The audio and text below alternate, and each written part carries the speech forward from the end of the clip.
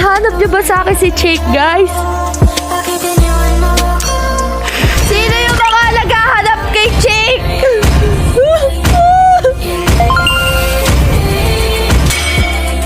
Ay, andyan pala si Chick! Andyan pala si Chick! Hala! Andyan si Chick! Ako, handa kong gawin ang lahat. Magkapiling ka lang, walang higit sa'yo. Kunin pa ang mundo, ako'y babalik sa'yo. Grabe guys, this oras na ng gabi, meron pang dumayo. Akala ko kung sino. Gagi, sino to? Naalala mo ba ako? Gagi si Stratos! Legendary ng Pani.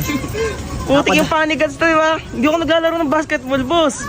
Hindi, napadaan talaga kami dito para sa bata ko. 1v1 ba? If ever na matalo mo to, magbabalik ako ng ML. Sige, magandang ano yan. Pero kapag manalo ka, bibigyan kita ng 500 pesos. Grabe, totoo ba yan? Tama yun, tama. Kinabahan pa ako, kala ko yayakin mo ang basketball eh. Durog ka sana sa akin. Sa totoo lang, dumayo pa kami ng ibang lugar, nagkakantap na namin mag-basketball. Pero sinadya ka talaga namin dito. Yun, Amateur pro malakas to, player, amateur pro player na top Philippines Bea, top Philippines Clint, and then top Philippines Bay. Grabe, puro may ano to, may rank. Sige, tara. Guys, dumayo dito sila Stratos, galing pa ng Quezon. Kala ko yayain ako ng basketball eh.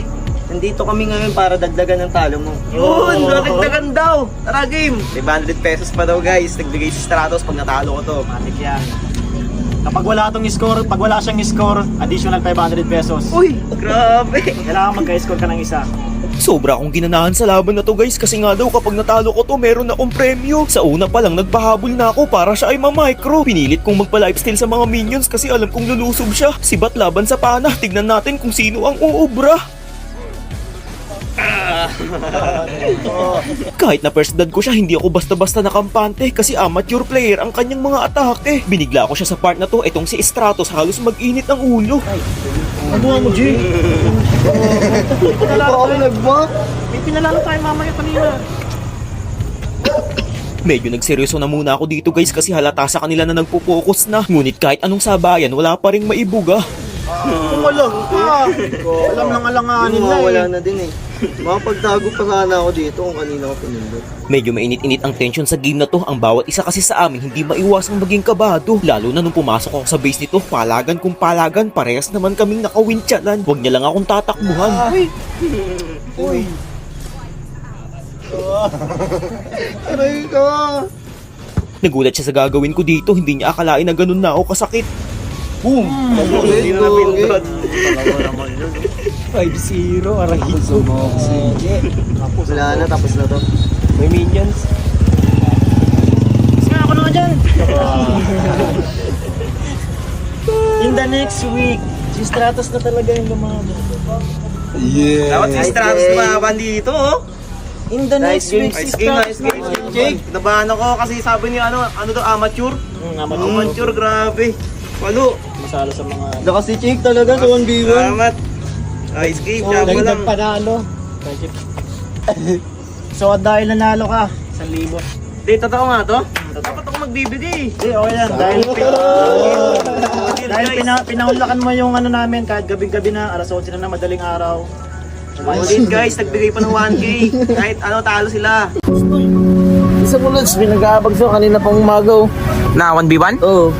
Kanina pa umaga. Ah, shit kasi yan.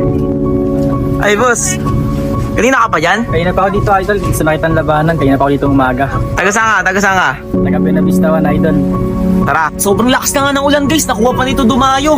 Siyempre, papakita ko kung sino ako. Hindi ko alam guys kung bakit nakatalikod to habang naglalaro. Siguro tinatago niya yung cellphone niya para hindi ko makita. Doon siya nagkakamali dahil kabisado ko na ang buong mapa. Pagtama ng sibat ko nung early, nagsabayan agad kami. Naisip ko lamang ako kasi naka-inspire ako, siya naka-sprint lang. Pero bakit ganun? Ako pa yung napas lang. Hindi! Labis akong nangihinayang pero siya seryoso pa rin at kalmado lang. Habang ako hindi mapakali na para bang may kulang. Sinurpresa niya pa ako sa puntong ito kasi habang nagdidip ako ng minions, biglang tumalon sa harapan ko. Malakas ang loob niya kasi nakawintsalat na pala. Di ko tuloy alam kung saan ako pupunta. Hindi, putek.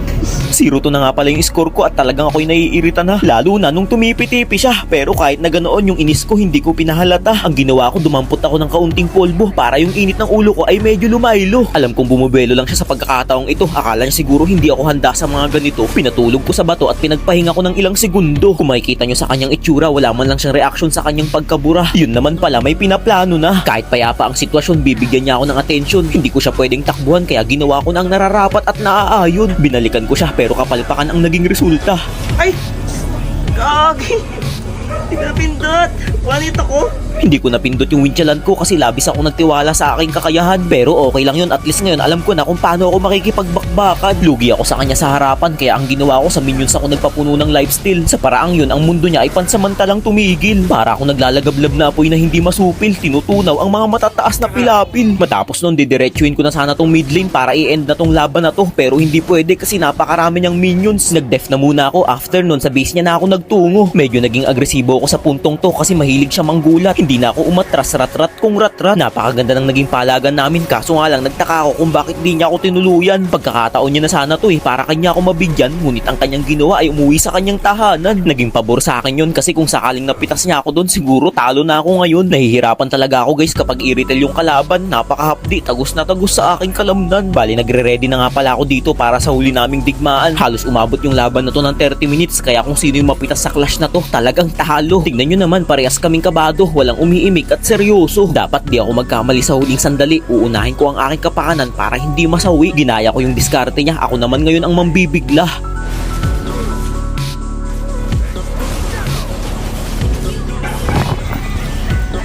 Ito na.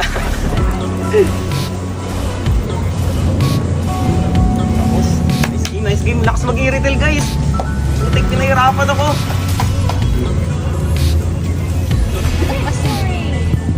Lakas. Boss, mag-iwan tayo. Tignan ko lang reaction mo kung matatalo kita. Guys, kumpiyansa siyang matatalo niya ako. Tignan natin.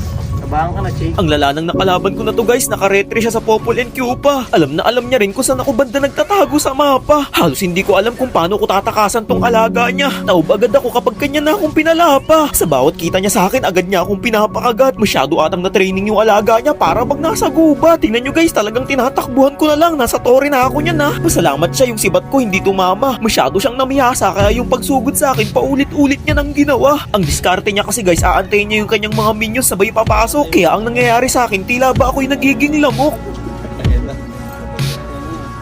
Hindi ko alam guys kung ano yung sinesenyas niya na yan. Siguro natutuwa siya dahil sa labis na kalamangan. Kita nyo guys kahit may shield pa yung tori ko dyan, pipilitin niya na naman akong pasukin. Yung aso niya tuloy, yung tower ko na ang nagawang atakihin. Medyo nainis ako dyan guys, kaya yung alaga niya naisipan ko ng patahimikin. Matapang lang naman yan kasi dalawa sila. O ngayon, binura ko yung isa, tingnan natin kung meron pa siyang ibubuga. Sa puntong ito, 0-2 na yung standing ko at hindi pa rin ako nakaka-score. Tamang tower hug na lang ako at inaantay kung magkamali siya. Tama nga ang aking hinala kasi yung aso niya sa base ko nagwala. Malaking error yun para sa kanya, kaya yung ganitong tsansa hindi ko na inaksaya. Mapipitas ko sana siya dito guys, kaso nga lang napakabilis ng darili niya. Tingnan nyo, nakapag-build agad ng immortality. Hindi ko na hinabol pa dahil natakot ako sa sobrang tindi. Pero feeling ko kinabahan siya doon at punong-puno ng pagsisisi. Napakaganda ng flow ng mga minions ko dito at doon siya nalugi. Kasi habang abala siya sa pagdedep, nagkakaroon ako ng pagkakataon para lusubin siya. Ang tangi niya lang magagawa ay tumakbo hanggang may lupa. Bali guys, parehas na kaming lock item kaya hindi na ako masyadong natatakot. Kilala nyo naman ako kapag late game na talagang kakilakilabot. Dito nagtagpong muli ang landas namin at kami ay nagpang-abot. Kamuntikan na nga ako, buti na lang nakapag-build agad ako ng emo. Dahil doon napilitan na lang siyang tumakbo. Sayang nga guys kasi sumibat agad ako kahit malayo pa yung aso niya. Pitas sana siya. Nakauwi pa tuloy siya at nagkaroon ng distansya. Bali 27 minutes na nga pala yung laban na to at sobrang tagal na. May mapitas lang sa aming isa, isang minuto talaga magpapahinga. Ito yung part ng kamuntikan na akong matalo. Panoorin nyo.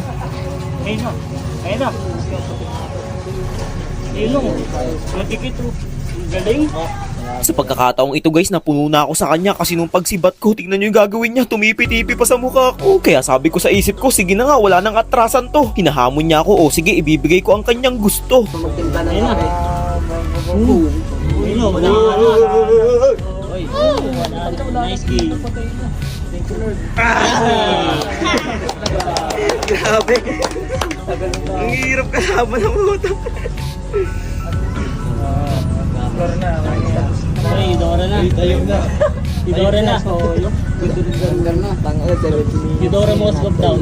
Pass game muna. Game, nice game. Pinay-score pa ako guys, kahit isa. Lakas. Nice game. Nice game, tol. Laki to guys. May page ka ba, tol? Ah, sige. Sa TikTok.